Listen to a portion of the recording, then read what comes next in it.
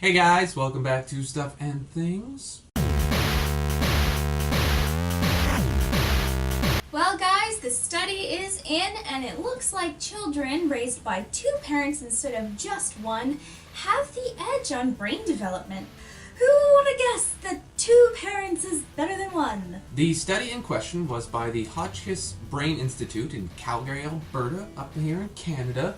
Of course, it's Alberta, so they're their own special place. Canada's full of special places. It's really what we are. They took groups of mice, because you always do fun stuff with mice, and they split them up into different family groups, simulating, again, what we see here in normal life, the two-parent family group and the one-parent family group. So it turns out that the little miceys with two parents, the male mice would end up developing more gray matter for memory and learning, while female mice raised by two parents had white matter, a lot more of that, for motor coordination and sociability. And I'm not really sure how those are really connected, except that mice don't speak, so, they have to touch and make motions.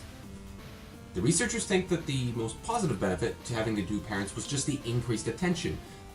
With the two parents, they would share bathing the child, licking it, like whatever mice do to care for the young, paying extra attentions. And that this would cause a less stressful environment and a more stable environment for the child. So you might be wondering, well, it's all fine and dandy for a little baby mice to have, two parents raising them and have lots of love and comfort and stress-free life.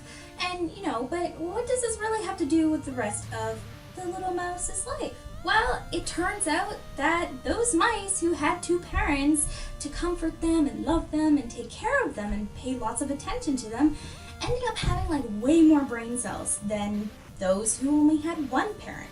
Now, obviously the study was done on mice, but there's a reason why we use mice for so many test subjects, why every drug company in the world uses mice as their test subjects. Their brain chemistries work amazingly the same as ours. Everything drug you give to a mouse, it's going to react almost the exact same way as a human.